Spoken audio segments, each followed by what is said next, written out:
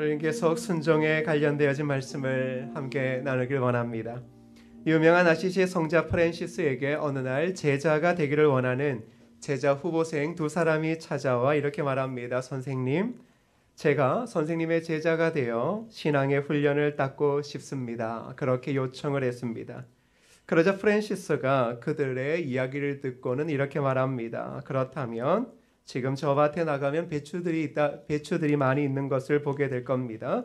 그 배추를 가져다가 뿌리를 하늘 쪽으로 하고 그 배추를 심으십시오라고 이야기를 했습니다.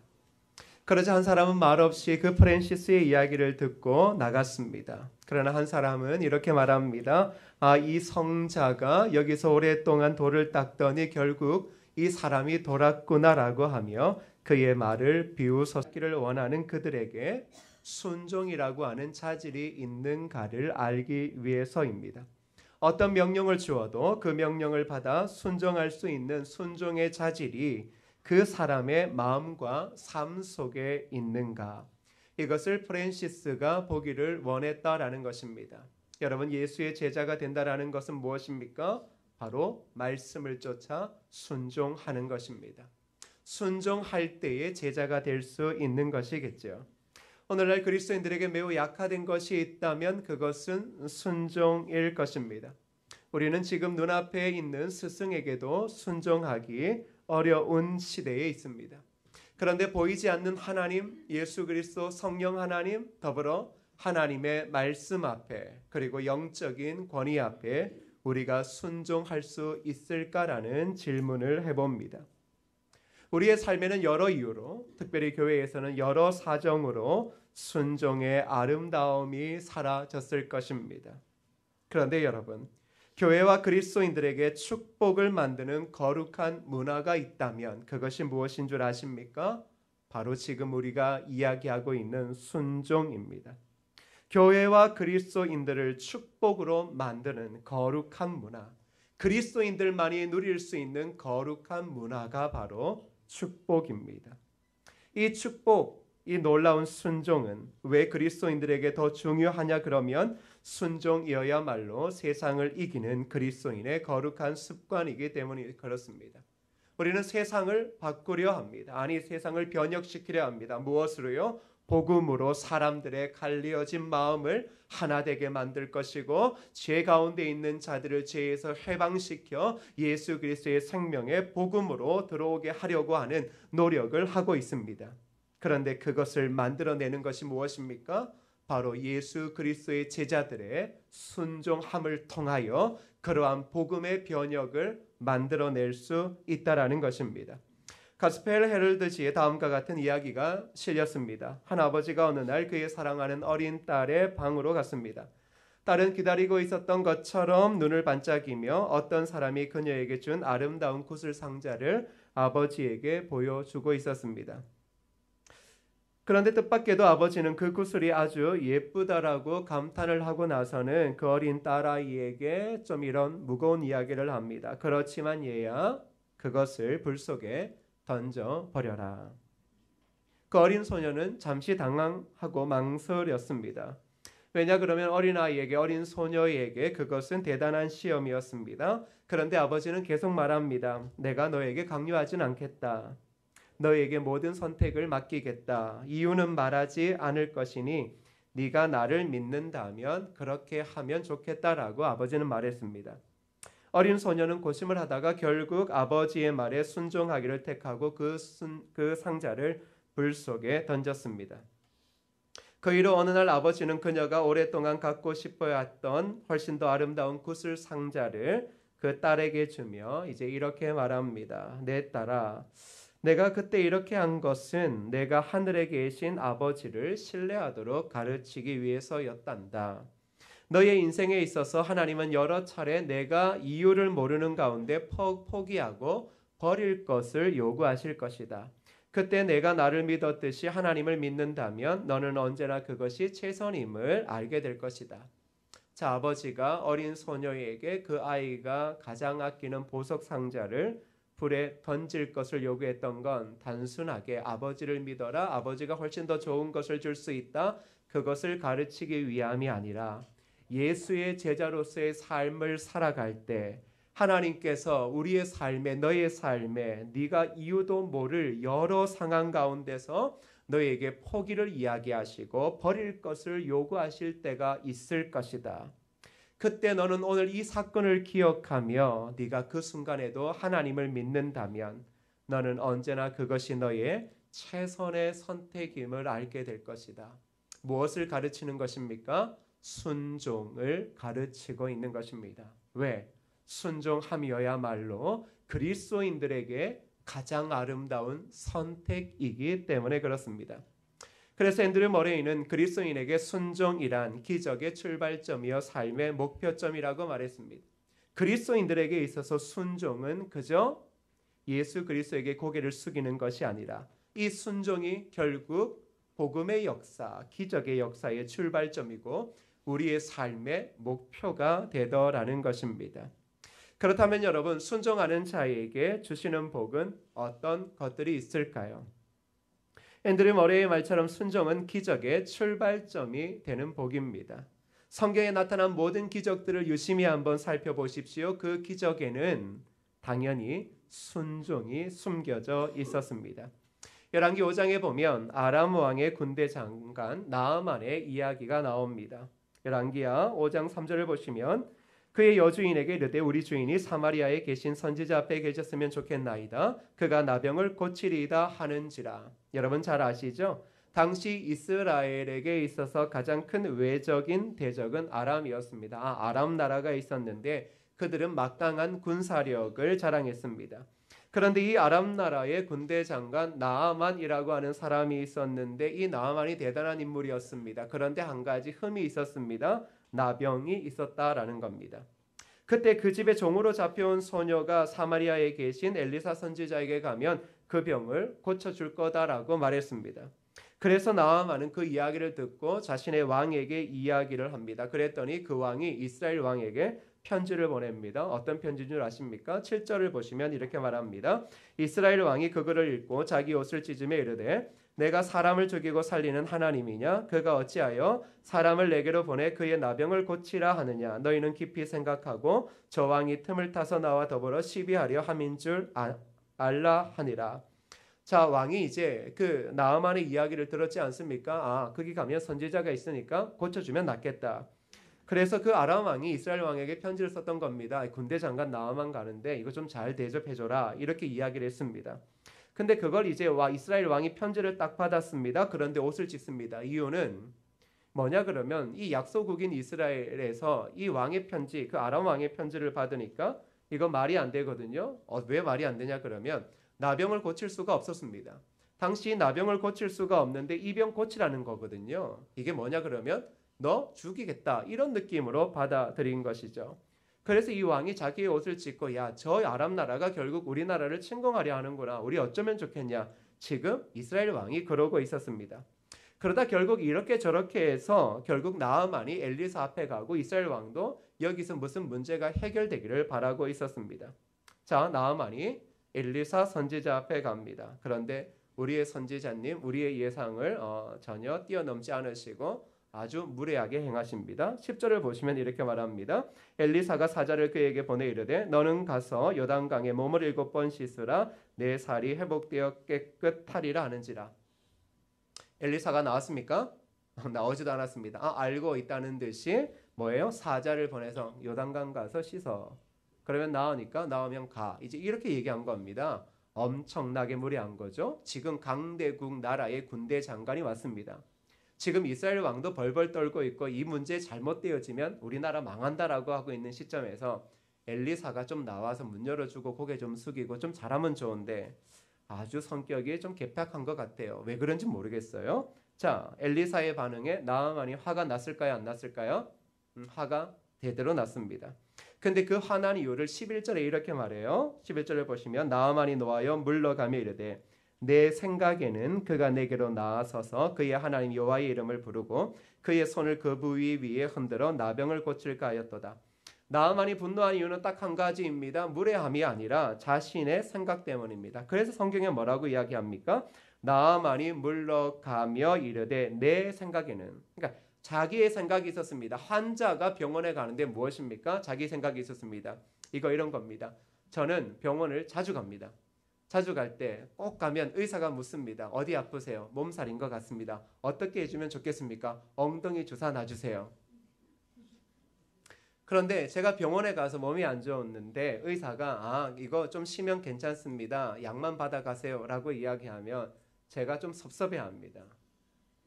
그리고 진짜 그럼 주사는 안 될까 하면 괜찮습니다 라고 말하면 저는 다음부터 그 병원 가지 않습니다. 그리고 불쾌합니다. 이 돌팔이라고. 우리 동네에서 가면 주사를 가장 먼저 놓아주는 아주 유명한 연세대학교를 나온 이비인후과가 있습니다. 가면 늘 보고 그럽니다. 과로하셨죠? 엉덩이 주사 한 대 맞으면 깨끗해질 겁니다. 그러다가 요즘에는 병을 옮겨 놓고 그랬습니다. 그래서 제가 당신 같은 분을 위하여 링게를 맞을 수 있는 시스템을 마련해 놓았습니다. 이렇게 말하더라고요. 그러면 저는 생각합니다. 내 생각과 딱 맞아떨어지니 너무나 감사합니다. 나아만이 분노한 이유는 무엇입니까? 자기 생각 때문이었습니다. 자기의 생각이 있었습니다. 환자이고 고칠 수 없는 병임에도 불구하고 나아만이 지금 겸손하지 못했던 이유는 자신이 가지고 있는 생각 때문이었습니다. 그 생각은 엘리사가 나와서 하나님의 이름을 부르고 그의 손을 그 부위 즉 한부에 그렇게 손을 얹어 흔들어 고칠까라고 하는 자신의 생각이 있었습니다. 그런데 그것과는 전혀 다르게 누가 반응해 주십니까? 우리 선지자님이 전혀 다르게 반응해 주십니다. 그랬더니 화가 제대로 나서 가겠다라고 이야기한 겁니다. 그런데 여러 종들이 결국은 어떻게 합니까? 나아만을 추스려서 이게 뭐 손해볼 게 뭐 있습니까? 해보자라고 해서 결국은 하게 되어집니다. 그럼에도 불구하고 자신의 생각을 쉽게 떨쳐버리지 못했습니다. 그런데 우리는 결과를 압니다. 14절의 결과를 뭐라고 이야기해요? 함께 읽어볼까요? 14절입니다. 시작. 나아만이 이에 내려가서 하나님의 사람의 말대로 요단강에 7번 몸을 잠기니 그의 살이 어린아이의 살같이 회복되어 깨끗하게 되었더라. 나아만 장군의 병은 자신의 몸을 7번 담그고 나서야 즉 엘리사 선지자의 이야기대로 하고 나서야 치유되었다라는 것입니다. 자, 성경에서 그러면서 이 7이라고 하는 숫자를 이야기하는 것은 7번 했다라는 것을 이야기도 하고 있겠지만 더 중요한 의미는 온전한 순종입니다. 다시 말하면 순종할 기미가 보이지 않았습니다. 무슨 이 아람 나라의 이 강대국의 군대 장관이 이 약소국의 하나님을 믿을 일이 없습니다. 왜? 자기의 신이 우월하니까 자기네가 강대국이거든요. 그렇지 않습니까? 그래서 그 나라의 왕이 신이에요. 그러니 자기 나라의 신이 가장 강력한 것인데 지금 약소국인 이스라엘 나라의 신은 볼 필요가 없는 거예요. 그건 신도 아닌 거예요. 이미 신들 중에서 최고의 신은 아람 나라였거든요. 당시에. 순종할 수가 없죠. 엘리사의 선지자의 말에 순종할 수가 없어요. 받아들일 수 없는 거예요. 가치가 깨어져야 돼요. 세계관이 깨어져야 되는 사건이에요. 그런데 그가 7번 몸을 담그었다라는 것은 야 될지 안 될지 모르지만 해보자 이런 의미가 아닌 거죠. 7이라고 하는 건 온전한 순종을 의미해요. 자, 7번의 그 시도를 했다라는 것은 무엇입니까? 처음에 순종하지 않았다라는 거예요. 순종할 수 없던 사람이에요. 그의 생각은 깨어지지 않습니다. 의심을 가지고 들어갔을 거예요. 그런데 그 모든 것들이 끝났을 때 무엇입니까? 온전한 순종으로 그의 삶이 그의 생각이 바뀌었다라는 것입니다. 열왕기에 등장하고 있는 아람 나라 그리고 이스라엘 나라를 어떻게 해요? 축소해서 엘리사와 나아만 장군이라고 하는 두 인물을 어떻게 해요? 대조하면서 성경이 이야기하고자 하는 의미를 지금 보여주고 있습니다. 그게 뭐냐 그러면 18절에 이렇게 말합니다. 18절을 읽어볼까요? 시작. 오직 한 가지 일이 있사오니 여호와께서 당신의 종을 용서하시기를 원하나이다. 곧 내 주인께서 림몬의 신당에 들어가 거기서 경배하며 그가 내 손을 의지하심에 내가 림몬의 신당에서 몸을 굽히오니 내가 림몬의 신당에서 몸을 굽힐 때에 여호와께서 이에 대하여 당신의 종을 용서하시기를 원하나이다 하니. 자, 나아만이 지금 이 모든 것들을 끝나고 나서 신앙 고백하고 있는 거예요. 신앙 고백을 지금 하고 있습니다. 이제 누구한테 무릎 꿇겠다라는 거예요? 하나님에게 무릎을 꿇겠다라고 이야기하고 이제 나는 하나님의 종입니다라는 신앙 고백을 하고 있는 거예요. 자, 이게 별것 아닌 게 아니라 지금 이스라엘 나라와 아람 나라를 이 엘리사와 이 나아만 장군을 축소해서 지금 보여주는 거잖아요. 이건 쉽게 말하면 아람 나라의 신학적인 근본이 무너지는 거예요. 아람 나라의 신적인 세계, 자신의 신이 탁월하고 모든 신보다 우위에 있다라고 하는 이 사건이 지금 나아만 장군이 엘리사 선지자의 이야기를 듣고 이 병이 치유되면서 그 근간, 그 나라의 근간이 무너지는 거예요. 근데 그건 아람 나라뿐만 아니라 모든 나라, 그 당시의 모든 고대 근동의 나라의 역사관과 신간이 무너지는 사건입니다. 세상의 모든 것을 다 가진 나라의 왕이 천하의 신이라고 생각했는데 그 나라의 군대 장관이 지금 뭐예요? 그 길을, 그 엎드림을 지금 하나님에게 하고 있다라는 것입니다. 이것은 지금 하나님 나라의 순종을, 하나님 나라의 승리를 보여주는 것입니다. 그런데 그 승리 가운데 이방인이 들어올 수 있었던 이유가 무엇인가 또한 우리에게 제시해 줍니다. 무엇입니까? 바로 순종입니다. 하나님의 나라가 승리할 것이다. 그러나 그 하나님의 나라의 승리에 들어올 수 있는 영광스러운 사람들은 누구인가? 그것은 순종하는 자들이다.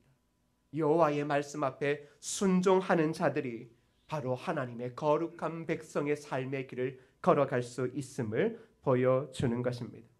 나아만이 7번의 순종을 채울 수 있었던 것은 그의 능력과 그의 의지 아니었습니다. 그의 지혜가 아니었습니다. 그것은 전적인 하나님의 은혜였습니다. 하나님의 은혜가 아니고서는 엘리사 선지자의 말에 순종할 수 없습니다. 순종할 수 있는 생각을 가질 수 없습니다. 그런데 그는 하나님의 은혜로 순종하게 되더라는 것입니다. 더불어 그가 가지고 있는 나병이 무엇을 알려줍니까? 이 땅에 나병과도 같은 삶을 살 수밖에 없는 상황들이 있다라는 것입니다. 아무리 거대한 나라, 강력하고 경제적인 부국이 되어져도 이 당시의 나병처럼 해결할 수 없는, 그 나라의 군대 장관으로 모든 것들을 다 이루어도 결국은 이 나병 앞에서 점차 나약해질 수밖에 없는 우리의 인생, 그 인생이 다 우리의 죄된 인생이다. 그런데 그것을 회복하고 그것을 새롭게 할 수 있는 길이 있다. 무엇입니까? 바로 하나님임을 드러내고 있는 것입니다.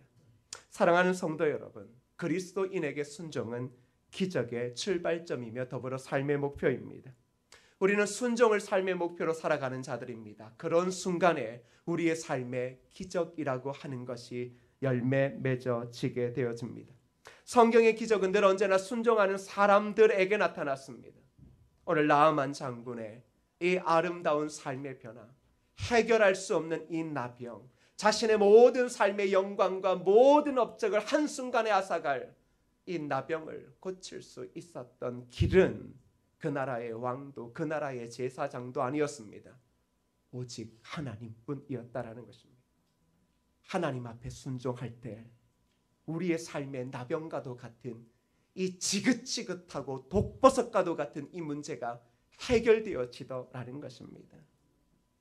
가나안 혼인잔치의 기적도 순종 때문이었습니다.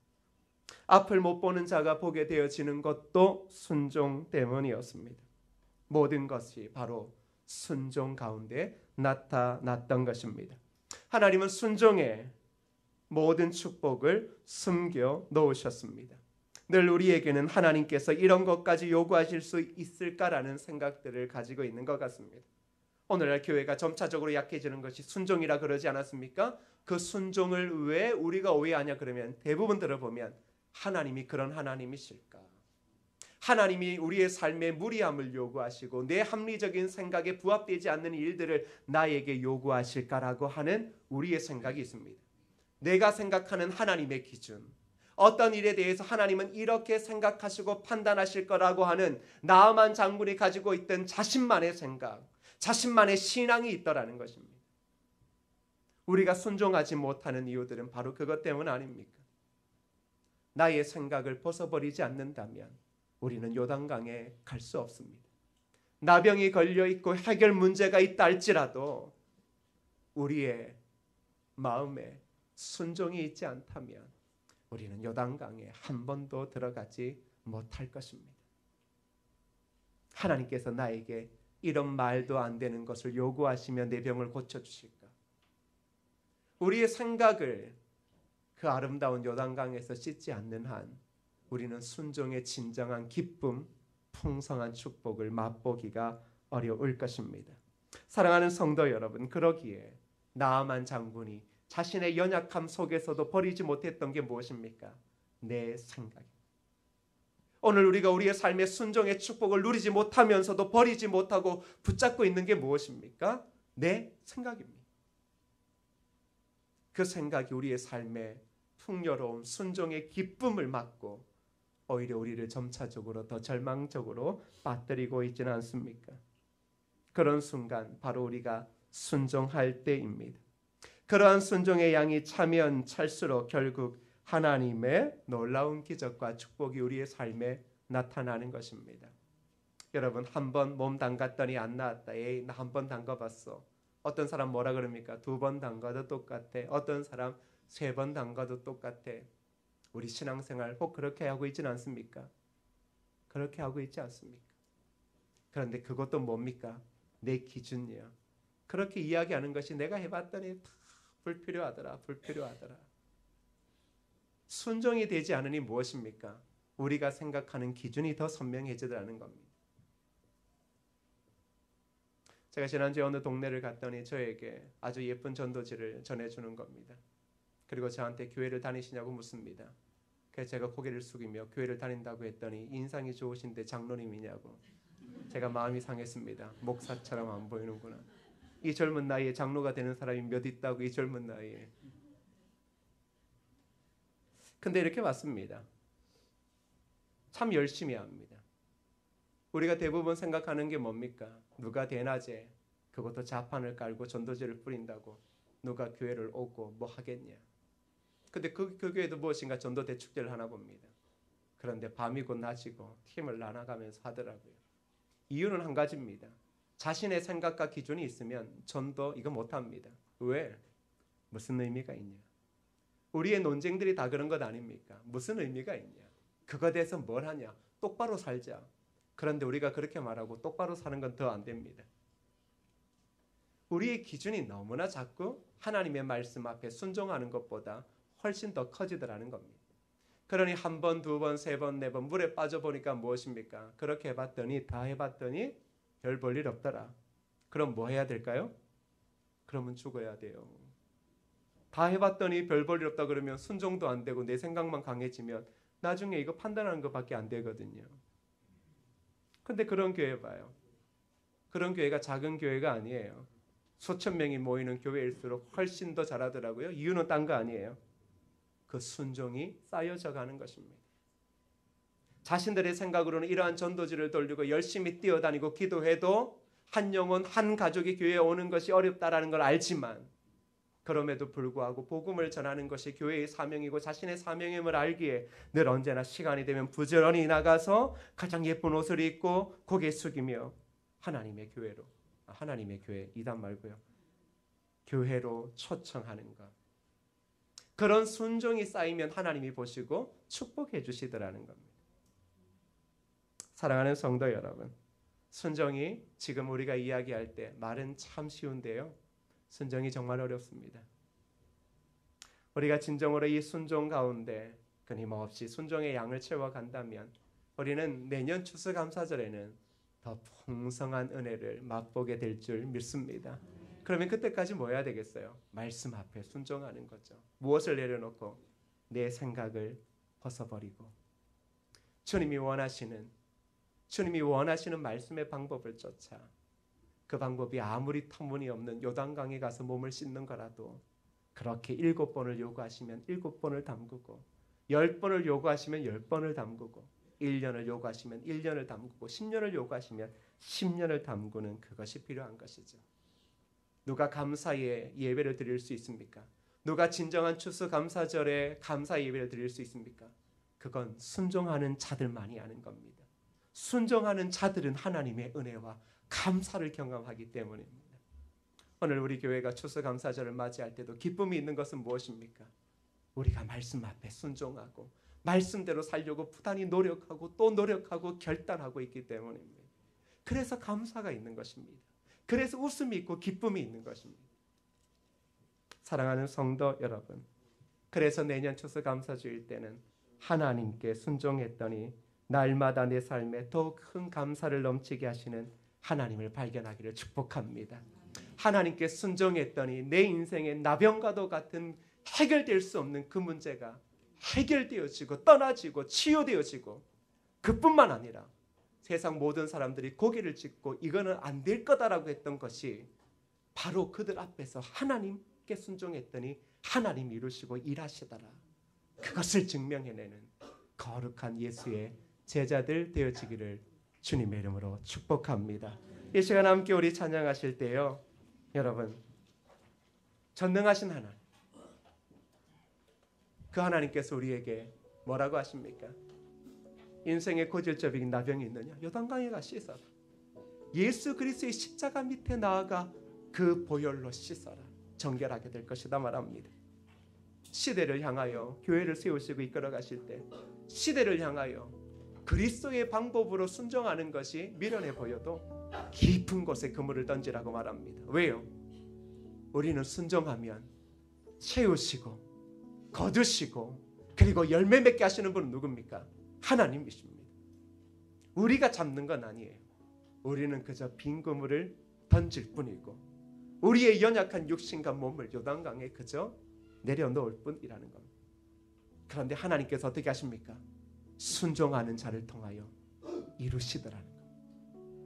순종하는 가정을 통하여 약사를 이루시고 순종하는 교회를 통하여 이 시대의 하나님의 뜻을 이루어 가시더라는 겁니다. 우리 그 하나님 믿으면서 이 찬양 고백하고 함께 기도하시겠습니다. 전능하신 나의 주, 전능하신 나의 주 하나님은 능치 못하실 일 전혀 없네.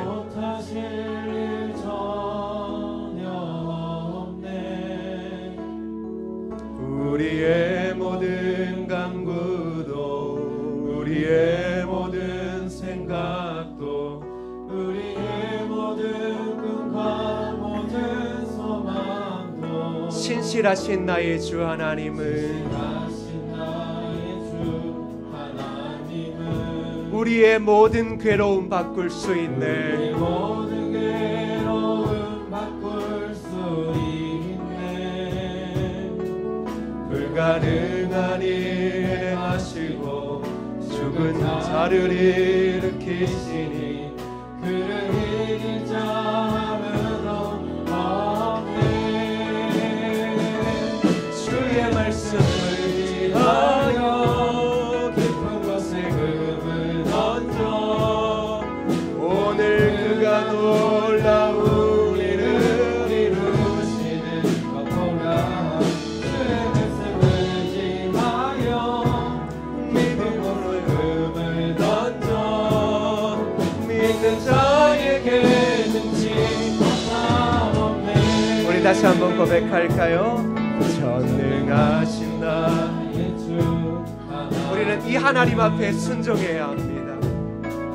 능치 못하실 일 전혀 없네. 우리의 모든 간구도 우리의 모든 생각도 우리의 모든 꿈과 모든 소망도 신실하신 나의 주 하나님은 그 하나님은 우리의 모든 괴로움 바꿀 수 있네. 불가능한 일 행하시고 죽은 자를 일으키시니 그를 이길 자 아무도 없네. 그 말씀 앞에 주의 말씀을 하여 깊은 곳에 금을 던져 오늘 그가 놀라운 일을 이루시는 것 보라.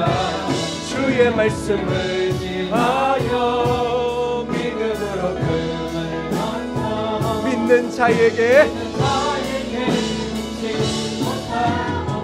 주의 말씀을 지하여 주의 말씀을 믿음으로 금을 던져 오늘 그가 놀라운 일을 이루시는 것 보라.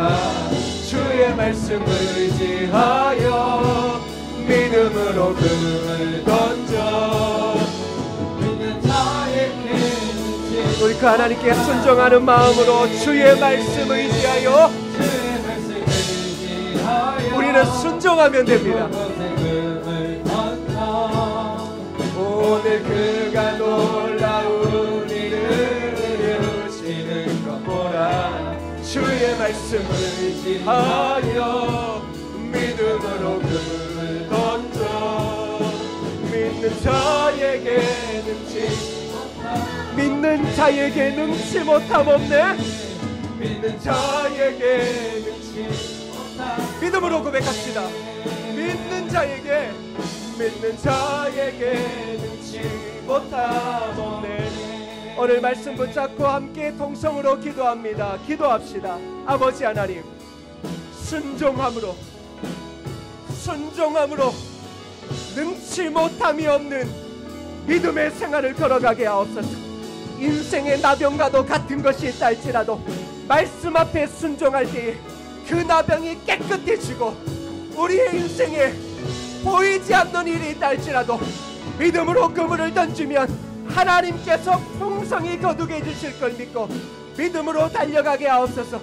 추수감사절 예배를 드리는 교회 공동체가 다가오는 내년의 추수감사절을 앞두고 믿음으로 순종하여 시대에 나아가게 하시고 믿음으로 철저히 순종하고 순종이 쌓여짐을 통하여 위대한 하나님의 역사, 하나님의 기적을 맛보는 교회와 성도들 되어질 수 있도록 주님 도와주시옵소서.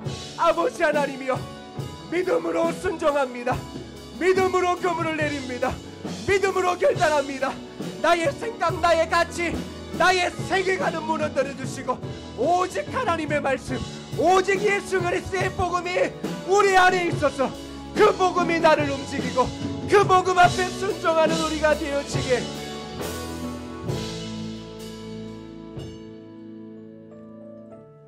어느 누구도 자기의 생각을 떨쳐버리지 못한 채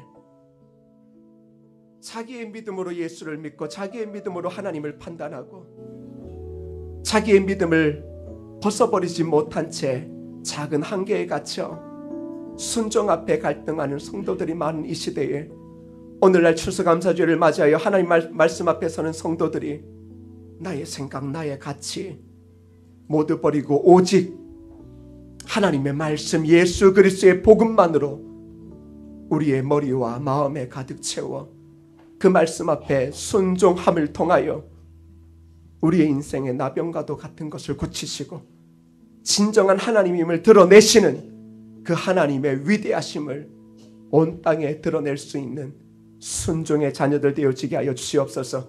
시대에 믿음으로 그물을 던지라고 이야기를 하고 믿음으로 요단강에 가 씻으라고 이야기하시는 하나님의 말씀 앞에 믿음으로 반응하여 그물을 던질 수 있는 순종함을 허락하여 주셔서 순종하는 자에게, 순종하는 가정과 자녀와 교회 공동체와 민족에게 주시는 하나님의 풍성한 축복을 받아 누리게 하여 주시옵소서.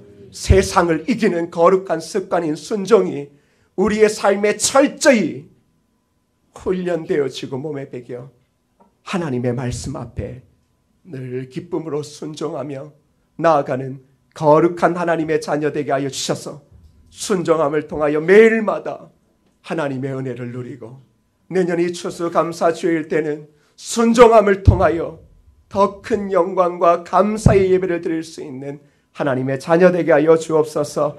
예수님의 이름으로 기도드립니다. 아멘.